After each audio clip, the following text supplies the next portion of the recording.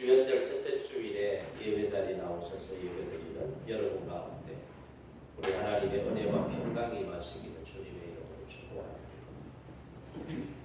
여러분은 이런 상상을 해보신 적이 있는지 모르겠습니다만 저는 가끔 상상을 해봅니다.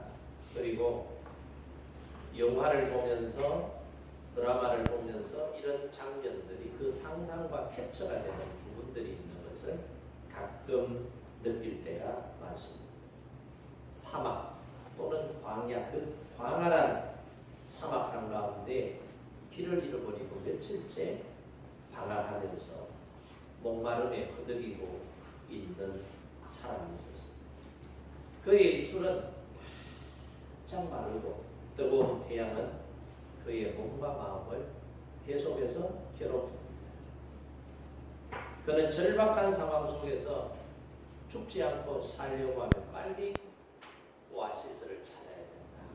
물을 마셔야 된다는 것을 머릿속으로 끊임없이 되뇌이면서 물 마실 장소를 찾고 헤매고 있습니다.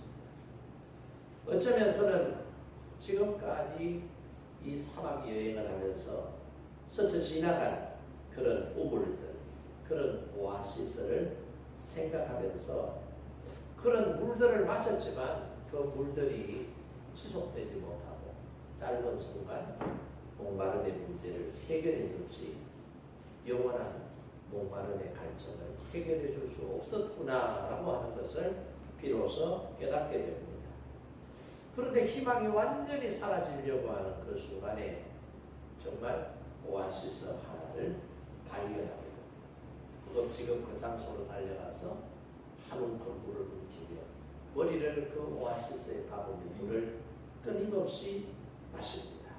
그랬더니 죽을 것 같은 몸이 그 물을 마심으로 다시 생기가 되살아나 에너지가 공급되는 그런 기운을 느끼게 되는 것입니다. 이 사람은 긴 사막 여행 가운데 이때 이 오아시스를 만나지 않으면 목마름의 문제 때문에 어쩌면 죽었을지도 모릅니다. 그래서 이 사람은 이 극적인 상황 속에서 만난 이 오아시스, 그 오아시스에 마신 그 물로 말미암아 다시금 살게 되는 그런 은혜를 체험하게 되는 그런 상상을 해보게 됩니다. 오늘 제가 읽은 이 긴 말씀이 바로 이런 내용입니다. 영혼의 감흥을 끝내는 단 한 번의 만남. 그 이야기. 당시 유대인들은 사마리아인들하고 상종하지 않았습니다. BC 722년 아수르의 침략을 받아서 북이스라엘 사마리아가 멸망을 하게 되고 아수르의 정책에 의해서 혼합주의, 그래서 북이스라엘 사람들의 순수한 혈통의 정체성을 잃어버리게 됩니다. 그래서 남쪽 유다 사람들은 이 사마리아 사람들을 개라고 부르면서 마치 개 취급하는 그런 상황이었기 때문에 유대인들은 사마리아인들과 상종하지 않았습니다. 더군다나 이 시대에는 남자가 여자들을 천하게 여기는 시절이었기 때문에 남성이 여성에게 공개적으로 대화를 나누는 그런 시절이 아니었습니다. 거기에다가 오늘 본문 말씀에 보면 한 여인이 6시에 물 위로 왔다. 유대 시간으로 6시는 우리보다 6시간 늦게 가기 때문에 6시를 더하면은 난 12시 정오가 됩니다. 그래서 의로운 사람들은 아침 저녁으로 물을 들어왔지. 그래서 한낮에 더운 시간에 물 들어오는 시간이 아니에요. 그런데 이 여인은 다른 사람들이 물 들어오는 시간이 아닌 아무도 물 들어오지 않는 저고에 물을 들어왔다. 이건 상대적으로 어렵지 못한 모습이 이 여인에게 있었다는 것을 내포해 주고 있는 표현이라고 저는 생각을 합니다. 그런데 이런 모든 상황 속에서 예수님께서는 사회적, 종교적, 인간적인, 인종적인 남성과 여성, 죄인과 거룩한 사람, 이런 사람들에 대한 편견과 경계를 깨뜨리시고 예수님께서 먼저 이 수가성의 한 여인에게 말을 걸고 있는 것을 볼 수가 있습니다. 이 여인은 마치 사막 한가운데서 목마름에 허덕이는 사람처럼 사회적으로 고립이 되어 있었던 사람, 영적으로 방황하고 있었던 사람이에요. 끝없는 갈증으로 고달픈 인생을 살아가고 있는 사람이었다라고 하는 것을 잘 표현해 주고 있습니다. 그런데 예수님께서는 이 여인의 깊은 영혼의 감흥을 하시고 자신이 메시아로서 계시하시고 참된 예배가 무엇인지 이 여인에게 말씀해 주고 있는 내용이 바로 오늘 본문의 내용이지 않습니까? 그리고 단 한 번의 만남이었지만은 이 여인이 예수님을 만남으로 말미암아 영혼에 매마는 가뭄의 문제, 영적 갈증의 문제를 완벽하게 해결받는 그런 놀라운 은혜를 체험하게 되었다는 것이 오늘 본문의 내용이에요. 그래서 이 말씀은 우리 삶 속에 존재하는 영적인 목마름의 갈증, 그리고 사회적 편견과 배제의 장벽들을 다시 한 번 더 돌아보면서 예수님의 사랑 안에서 모든 경계가 허물어지고 참된 생수, 그리고 예배의 회복, 이것이 어떻게 시작되는지를 보여주는 감동적인 메시지라고 저는 생각합니다. 세상의 눈으로는 소외되고 판단받는 모든 영혼들에게 하나님은 먼저 다가가셔서 그 사람들을 위로하시고 돌봐주시고 회복시켜 주신다는 것을 오늘 이 말씀을 통해서 다시 한 번 더 깨닫게 됩니다. 따라서 오늘 이 말씀을 통해서 인생에 목말라 하는 사람들이 그 목마른 갈증의 문제를 어떻게 하면 해결할 수 있겠느냐는 주제를 가지고 오늘 이 말씀을 묵상해 보도록 하겠습니다. 오늘 이 말씀을 통해서 저와 여러분의 인생 속에도 깊은 울림을 주고 예수님과의 이 만남을 통해서 모든 영적인 가뭄의 문제, 갈증의 문제가 해결되고 참된 생명력이 회복되었던 이 여인처럼 회복되는 은혜가 있기를 주님의 이름으로 축복합니다. 아멘. 자, 그러면 먼저 4절에서 9절 말씀에 보면은 예수님께서 한낮에 정오에 이 사마리아 수가성에 도착을 했습니다. 그리고 제자들은 먹을 것을 구하기 위해서 마을로 들어갔고 예수님은 그 수가성에 있는 한 우물로 가셨습니다. 긴 장거리의 여행이었기 때문에 예수님도 지쳐있고 온몸은 땀과 먼지로 범벅이 되어 있었을 것입니다. 그때 한 여인이 물동이를 이고서 이 우물에 물을 기르러 걸어 나오고 있습니다. 조금 전에도 말씀을 드렸다시피 이 여인은 동네 다른 여인들처럼 아침 시간이나 저녁 시간에 물을 기르러 함께 나온 것이 아니라 다른 여인들은 벌써 오전에 물 다 피고 갔는데 정오 가장 뜨거운 12시부터 2시 사이 정오에 지금 물을 기르러 나왔다라고 소개하고 있습니다. 이거 뭘 얘기하는 걸까요? 이 여인이 그 마을에 있는 다른 여성들하고 어울리지 못한다 이 말이에요. 왜요? 뒤에 나오는 내용을 보면 이 여인은 과거에 벌써 5 남편과 살았는데 전부 이혼당한 거예요. 그리고 지금 6번째 남편하고 살고 있으니 동네에 이렇지 아니한 여자들이 이 여자를 볼 때 저 여자 이상한 여자야 그러면서 왕따시키고 그랬을 거 아니냐는 거죠. 그러니까 이 여성은 자기도 모르는 사이 자기가 원하지도 않았지만 사회적으로 고립이 되어 있는 그런 상태였다는 것을 짐작해야 합니다. 그런데 바로 그때 이 여인에게 유대인 남성인 예수님께서 먼저 말을 겁니다. 물 좀 주시오.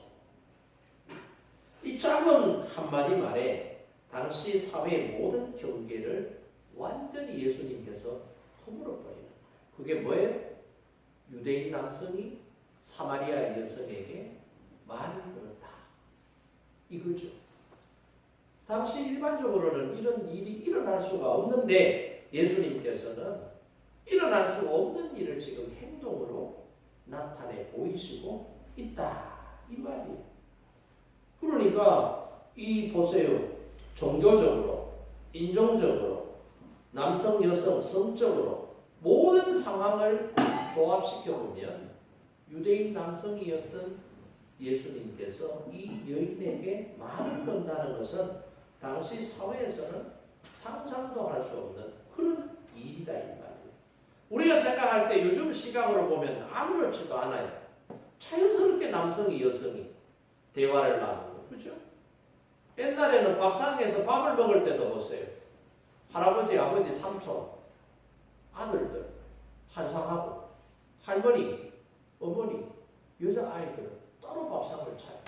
한 집에 가족으로 살면서도 한 밥상에서 밥을 먹지 않는 그런 시절이 있었고요. 주인과 종 엄격하게 구분이 되는.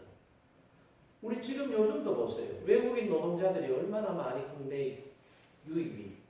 그리고 외국인 여성들이 한국 남성들과 국제결혼을 해서 얼마나 많은 사람들이 살아요. 그럼에도 불구하고 아직도 우리 사회 한 구석에는 편견과 장벽이 있는 거예요. 그런데 예수님은 2000년 전에 벌써 이런 장벽을 허무셨다. 이 말씀이. 그래서 9절에 보세요. 물 좀 주시오라고 예수님께서 이 수가성에 살고 있는 여인에게 말을 거니까 이 여인이 놀란 거예요. 왜? 일어나지 않았던 일, 일어나서는 안 될 일이 지금 일어나 버린 거예요. 그게 뭐예요? 유대인으로서 어찌하여 사마리아 여자인 나에게 물을 달라 하십니까? 이게 9절에 보면 나와요. 예수님은 그 당시 사회에서 금기시하는 사회제도, 사회풍습, 일상을 한 번에 깨뜨려버린다. 이게 뭐예요? 편견을 깨뜨렸다. 경계를 허물어버렸다. 이것을 우리에게 잘 나타내 보여주고 있습니다. 이 첫 번째 예수님께서 당시 사회에 팽배해 있었던 편견과 장벽의 벽을 무너뜨리는 이 만남을 통해서 이 여인은 변화가 되는 거예요. 메말랐던 자기 인생의 목마름의 문제를 해결해버리는 단 한 번의 만남을 통해서 인생이 완전히 바뀌는 은혜를 체험하게 되었다. 그래서 여러분 만남이 중요한 거예요. 누구를 만나느냐가 얼마나 중요하죠. 누구를 만나느냐. 병아리를 부화시켜 보면은요. 보통 부화장에서 기계로 부화가 된 병아리는요. 사람을 겁을 내요. 그리고 병아리들끼리 사이좋게 잘 어울려요. 병아리들 외에 다른 짐승이나 존재들을 보면 무서워서 다 도망을 갑니다. 근데 부화장에서 부화 딱 되는 시간을 기다렸다가 알이 깨지는 그 순간 병아리가 딱 깨고 나오면 사람이 그걸 손으로 딱 받아서 타하게 감싸주고 사람하고 접촉을 하고 사람하고 얼굴을 마주보면 그 병아리는 사람을 무서워하지 않아요. 제가 실험을 해봤어요. 경험을 해봤다. 그러니까 이 닭이, 이 병아리가 마치 사람이 자기 엄마인 줄 알고 쫙쫙쫙쫙 따라다녀요. 누구를 먼저 만나느냐가 이렇게 중요한 거예요. 여러분의 인생 가운데도 어떤 사람을 언제 만나느냐가 중요합니다. 그래서 교인들 이야기들, 간증들을 들어보면 힘들고 어려운 시간에 누구를 만나서 그 어려움의 문제, 힘든 시간이 끝이 났다. 힘들고 어려운 삶의 현장에서 먹고 사는 문제 때문에 고통스러웠는데 언제 누구를 만났더니 먹고 사는 문제가 해결이 되더라. 등등 이런 이야기들이 교인들의 간증을 통해서 얼마나 많이 우리에게 들려주고 있느냐 이 말이에요. 그래서 여러분 편견을 깨야 된다. 내가 가지고 있는 그런 지식과 경험이 전부 다가 아니다. 다른 사람의 지식과 경험도 중요하다는 것을 인정을 할 수 있어야 되는 거예요. 구약 성경에 요나 선지자 얘기 잘 알죠? 이 요나 선지자는 어떤 사람입니까? 하나님께서는 이방인도 사랑하시고 이방인들도 구원받기를 원하신 거예요. 그래서 요나에게 아수르의 수도였던 니느웨 도성으로 가서 이제 그 사람들이 죄로 말미암아 멸망 심판을 받게 될 터인데 너가 거기 가서 하나님의 메시지를 선포하라는 거예요. 그랬을 때 요나는 싫어해. 왜? 요나는 민족주의자였거든. 끊임없이 이 아수르 사람들이 약한 이스라엘을 공격하고 유다를 공격하고 괴롭히니까 싫다는 거예요. 내가 가서 복음을 전하지 않고 하나님의 메시지를 전하지 않으면 저 사람들은 죄로 말미암아 하나님의 심판, 멸망당할 것인데 굳이 내가 멸망당하면 우리나라는 좋아지는데 왜 그 사람들에게 힘들게 어렵게 찾아가서 내가 원치 않는 하나님의 심판의 메시지를 전해야 돼. 나 싫어. 가기 싫어. 하나님 가기 싫어요. 그러면서 어디로 가요? 도망가 버리잖아요. 숨어 버리잖아요. 요나는 왜 이렇게 한 줄 아세요? 자기 편견 때문에. 자기 기준에서 봤을 때는 이렇게 하는 게 덕이 될 게 없다는 거예요. 싫다는 거예요. 그러니까 하나님의 말씀이어도 나는 싫어요. 나는 안 해요. 그러면서 거부했다는 거예요. 이게 뭐예요? 요나의 편견이다 이 말이에요. 자기 생각만 하는 거예요. 자기 생각만. 하나님은 생각지도 안 하고 자기 편한 대로 자기 하고 싶은 대로 자기 생각만 하는 거예요. 그래서 요나는 어떻게? 하나님의 명령에 불순종하고 다시스로 가는 배에 몸을 싣고 도망가 버리잖아요. 죽어버린다. 우리가 신앙생활하면서 중요한 거는요. 내 생각이 아니에요. 하나님의 생각이에요. 하나님께서 이 시간에 무엇을 생각하고 계시느냐. 하나님께서 나를 통해서 어떤 일을 하기를 원하시고 계시느냐가 중요한 거지. 내가 이런 일을 하고 싶으니 하나님은 날 따라오시오. 내가 이 일을 하니까 하나님은 날 무조건 도와주셔야 돼요. 이런 관점으로 신앙생활하면 안 된다 이 말입니다. 신앙생활은 하나님께 맞추는 거예요. 내 생각이 아무리 이래도 하나님의 뜻이 이것이 아니다라고 말씀하는 것이 깨달아지고 들려지면 내 뜻은 내려놓고 하나님의 뜻에 순종하며 나아가는 사람이 신앙인이다. 이렇게 안 하는 사람은 어떤 사람이에요? 요나 같은 사람이에요. 요나 같은 사람. 하나님을 알아요. 하나님을 믿어요. 하나님으로부터 일하는 선지자예요. 사역자예요. 그럼에도 불구하고 하나님의 뜻이 전달되었을 때 하나님의 뜻을 수용하지 못하고 자기 뜻을 주장하고 관철시키려고 하는 사람은 요나 같은 사람이다라고 하는 사실을 우리가 알아야 된다. 이 말이에요. 19세기 스코틀랜드 선교사였던 메리 슬레스라고 하는 여선교사가 있었는데 이 사람도요. 서아프리카의 갈라바르라고 하는 지역에 가서 선교활동을 합니다. 이 서아프리카의 이 갈라바르라고 하는 지역은 지금으로 말하면은 어디냐? 나이지리아 쪽이에요. 나이지리아. 여기 가서 평생을 헌신하고 선교하면서 지내게 됩니다. 그런데 이 갈라바르 지역에 들어가 보니까 19세기니까 야만적인 식인의 풍습도 있고 주술신앙도 강하고 부족 간에 끊임없이 싸우고 전쟁하고 심지어는 쌍둥이를 낳으면 재수 없다고 부적 탔다고 쌍둥이는 죽여버리는 풍습이 있는 거예요. 그러니까 이 선교사가 이 부족들이 지금 살고 있는 모습들을 보니까 기가 찬 거야. 그래서 바꾸려고 시도를 하는데 부족민들이 따라주질 않아요. 이방인의 파란 눈을 가지고 노란 금발의 머리카락을 가진 이상한 사람이 와서 수백 년 동안 지속되어져 내려온 우리 지방의 우리 부족의 풍속을 바꾸려고 하니까 이 사람들이 강력하게 거부를 하게 되는 거예요. 그래도 이 슬레스라고 하는 선교사는 포기하지 않고 힘들고 어려웠지만은 그들의 편견을 뛰어넘어서 이런 불합리하고 부조리한 사회 제도는 풍습은 신앙은 바뀌어야 된다라고 하는 그런 확신을 가지고 이 부족들에게 점점 더 가까이 다가가는 거예요. 그래서 원어민의 언어를 배우고 그들의 문화를 이해하고 그러면서 그들에게 사랑의 복음을 가지고 전하게 되는 거죠. 그래서 부족민들이 처음에는 경계를 하고 저희 자식 왜 저러나 무슨 꿍꿍이가 있나 라고 경계를 하지만 이 스메스 선교사의 진심이 느껴지니까 서서히 경계의 빗장을 풀게 됩니다.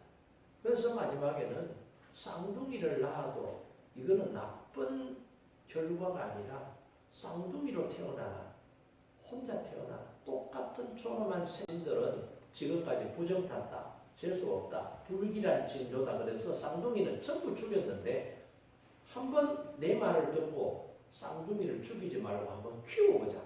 정말로 재수없고 부정타고 불길한 일이 생기는지 안 그런지 보면 될 거 아니냐. 그래서 키워봤더니 그런 일이 생기지 않더라는 거예요. 혼자 태어나나 쌍둥이로 태어나나 똑같은 결과예요.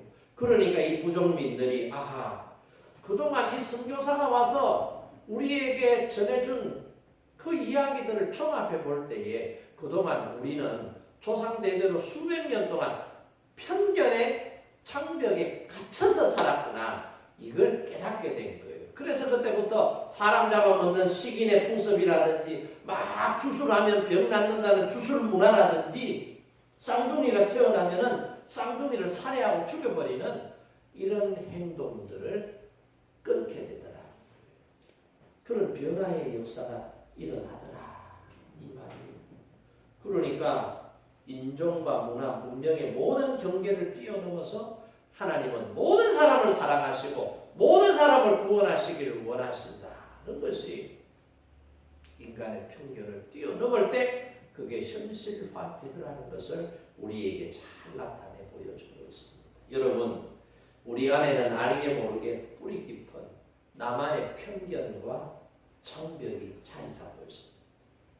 인종, 국적, 계층, 학력, 외모, 종교, 지역, 학연 등등에서 나름대로 각자가 가진 편견들도 있고 그 집단 사회가 가지고 있는 편견들도 있습니다. 그런데 이 편견은 우리의 삶을 풍요롭게 하는 것이 아니라 우리의 삶을 팍팍하게 만들고 메마르게 하고 인생의 감을 만들어내는 것이라는 것을 우리가 알아야 되죠. 그래서 우리 예수님처럼 모든 사람을 하나님의 형상대로 지음받은 존재라고 하는 것을 이해하고 고백하며 바라볼 때에 다른 사람도 존중할 수 있다. 내 생각만 옳다는 것이 아니라 다른 사람의 생각도 옳다라고 인정하게 되고 내 생각만, 내 주장만 관철시키려고 하는 것이 아니라 다른 사람의 생각과 주장도 귀 기울이고 그들의 생각도 존중할 수 있게 된다는 것이죠.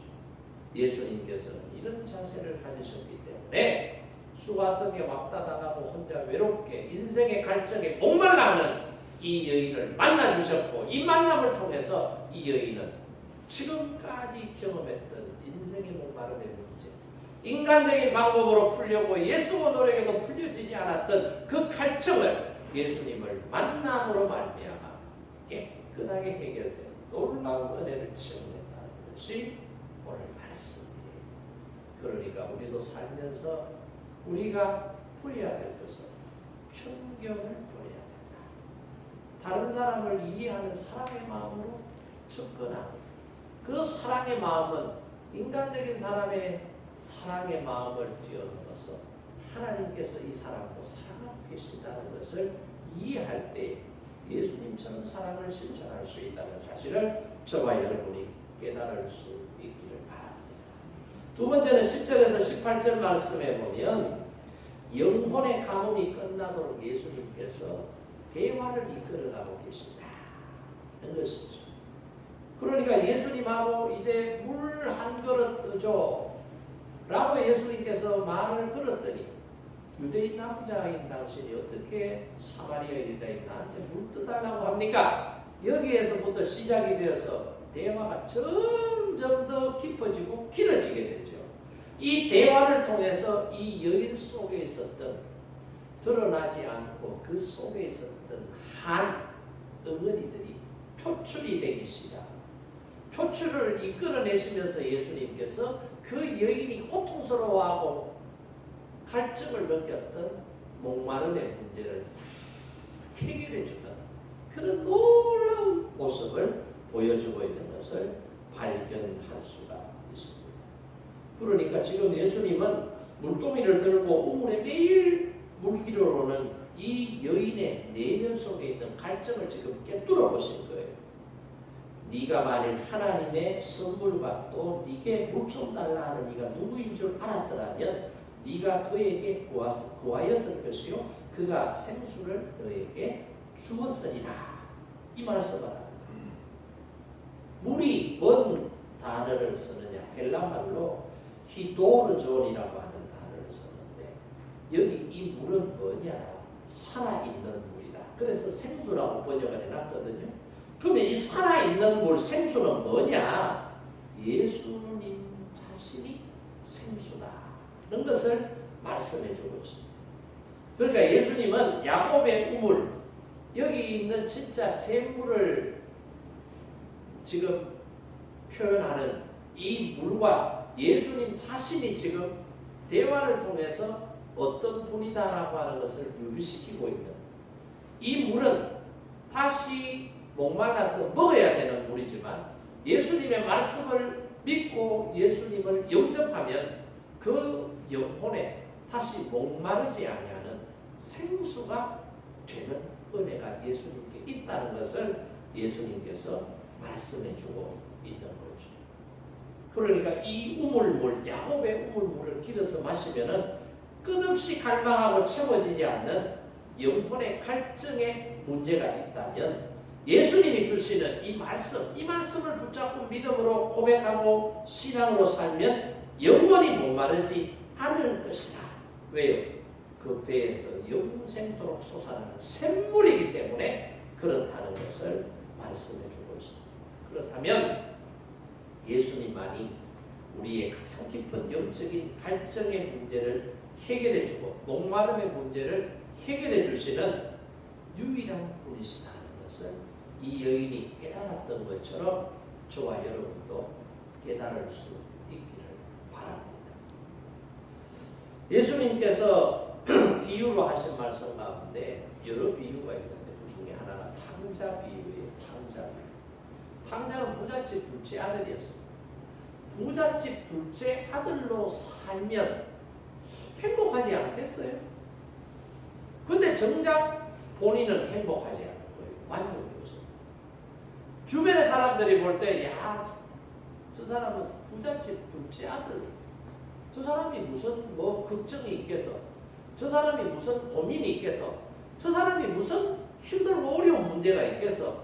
우리하고는 다를 거야 라고 생각하는 많은 사람들이 있었을 만큼 부잣집의 둘째 아들이었는데 정작 둘째 아들인 이 사람은 마음속에 깊은 고민이 있었던 거예요. 만족하지 못하고 불만이 있었던 거예요. 불행했던 거죠. 그래서 더 큰 성공을 하면 내가 더 행복할 수 있지 않겠느냐라는 그런 막연한 꿈을 갖게 됩니다.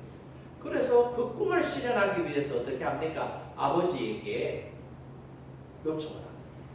어차피 아버지 돌아가시면 형하고 나한테 재산 상속해 줄 건데 형이 3분의 2, 내가 3분의 1인데 아버지 돌아가실 때 주지 말고 이왕 줄 거면 지금 줘요. 지금 내가 상속 받아가지고 내가 해외 가서 투자를 하든지 장사를 하든지 뭘 하든지 해서 내가 아버지보다 더 성공한 사람이 될게요. 나에게 물려줄 금리세 지금 주세요. 그러니까 아버지 입장에서 보니까 얘가 경험도 없고 나이도 어리고 안 되는 거죠. 그래서 만류를 시켜요. 좀 더 기다려라. 인생 경험도 좀 더 하고 좀 더 성장하고 성숙하면 야 이놈아 내가 너 주지 너 주겠나? 그러니까 조금 기다려봐라. 그러니까 얘가 못 기다려요. 막무가내 막 쫄라대는 거예요. 왜 주느냐고 빨리 달라고. 그러니까 아버지가 하도 쫄으니까 준 거예요. 그래서 그 아들이 천문의 꿈을 가지고 해외로 돈가방 들고 갔어요. 갈 때는 한번 성공해서 다시 집으로 돌아올 때는 금이 환영하려고 다짐하고 딱 갔는데 이 돈가방 들고 움직이니까 돈가방 속에 들어있는 돈 냄새를 맡은 사람들이 이 사람 주변에 막 달라붙는 거예요. 이 사람 주변에 어떤 사람이 달라붙었겠어요? 정말 이 사람이 사업 파트너로 사업 잘할 수 있도록 도와주려고 하는 조력자들이 달라붙었겠어요? 어떤 사람이 달라붙었겠어요? 대구 칠곡에 계시는 분은 알지만 제가 여러 번 얘기한 것 같아요. 칠곡 3지구가 개발된 옛날 전부 미나리 밭이에요.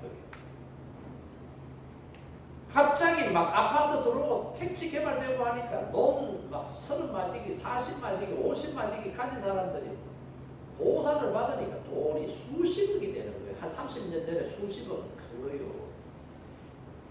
그 돈을 가지고 이제 농협에다가 탁 저금을 해놓으니까 농협의 지점장이 나와가지고 막 VVIP로 막 실로 모시고 다니면서 막 커피 대접하고 아이고 어르신 오셨습니까? 아이고 회장님 막 사장이 아니라 회장님 오셨습니까? 그래 붕 뜬 거죠. 그러니까 이런 사람들 주변에 누가 달라붙어요? 사기꾼이 달라붙어요. 사기꾼이 달라붙어가지고 이런 사업하면 희망이 있습니다. 이런 사업하면 돈 법니다. 이런 사업하면 성공합니다. 이야기를 하니까 촌에서 미나리 농사 짓고 나랑 농사 짓던 사람들이 들어보니 야 세상에 이런 길도 있구나. 이렇게 쉽게 돈 벌 수 있는 방법이 있었는데 그동안 미나리 농사 짓고 나랑 농사 짓고 시간 빠지기 고생은 시간 빠지기는 되게 힘들게라. 그러니까 그런 사람들의 게임에 속아서 10억씩 20억씩 투자를 했다가 사기당하는. 아들도 농방 하면 돈 번다, 가구점 하면 돈 번다고 가구점 차려달라고 그래가지고 수억 투자가 가구점 차려줬더니 장사를 해본 경험도 없는 사람이 장사를 하니까 안 되는 거예요. 그게 망하는 거예요.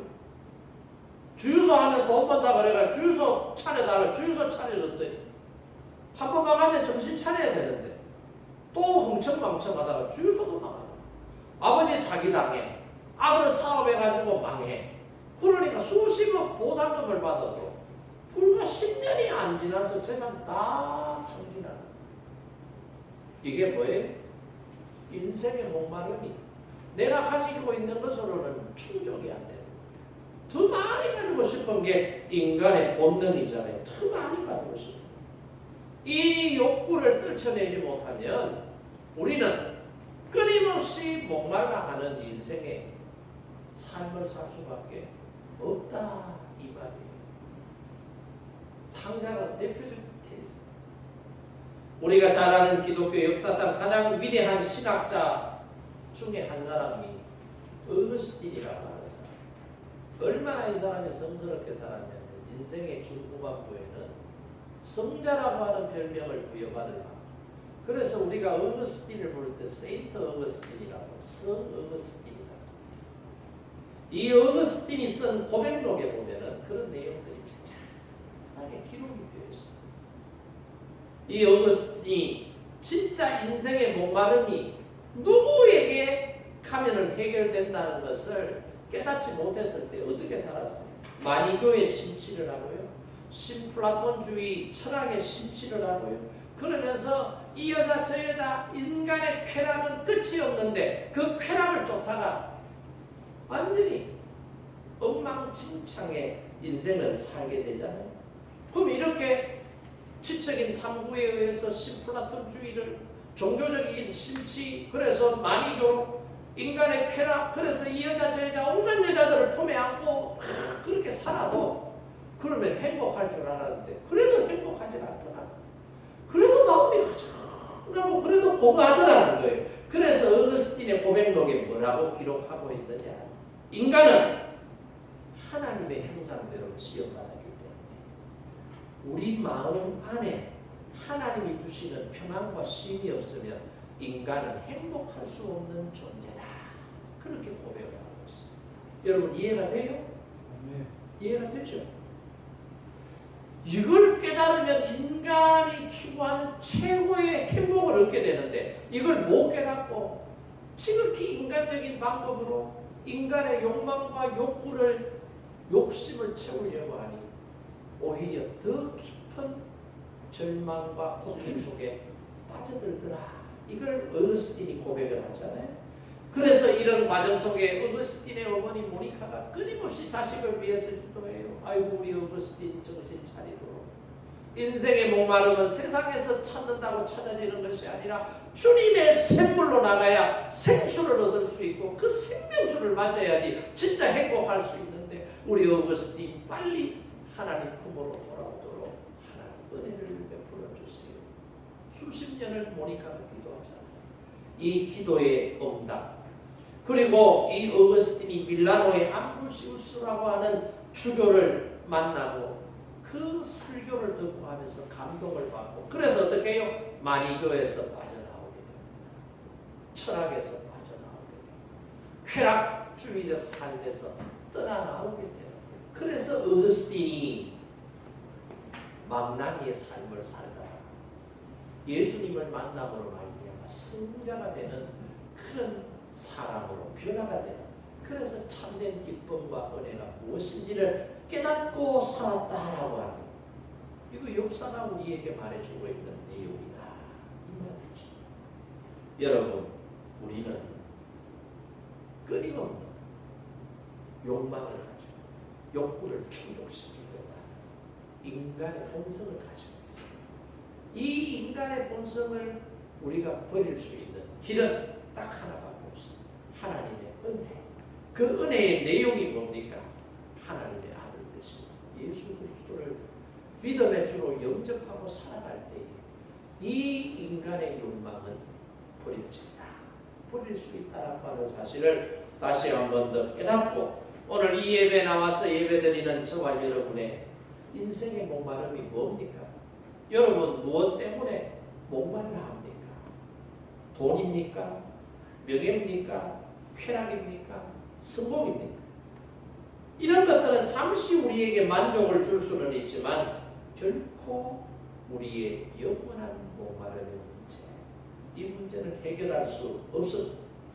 우리는 예수님만이 주실 수 있는 영원한 생수를 구해야 돼요. 그 생수를 얻을 때 비로소 목마름의 문제가 해결되더라. 이걸 지금 이 여인이 예수님과의 대화를 통해서 깨닫고 예수님을 영접하고 그 여인이 뒷부분에 나오지만 물기르러 갔던 항아리를 버리고 동네로 달려가면서 동네 주민들을 향하여 소리를 외치면서 뭐라고 해요?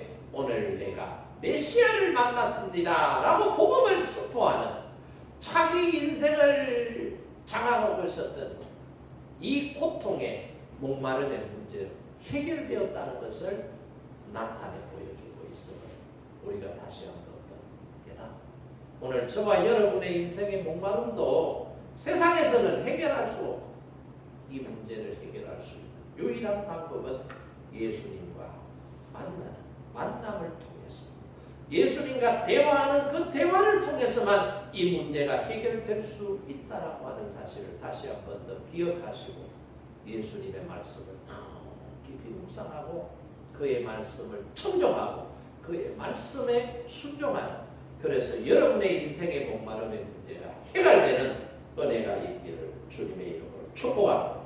그리고 마지막 19절에서 20절에 보세요. 이렇게 만나서 이렇게 대화를 한 결과가 어떻게 해요? 이 여인의 인생이 완전히 달라지게 된다. 이 말이에요.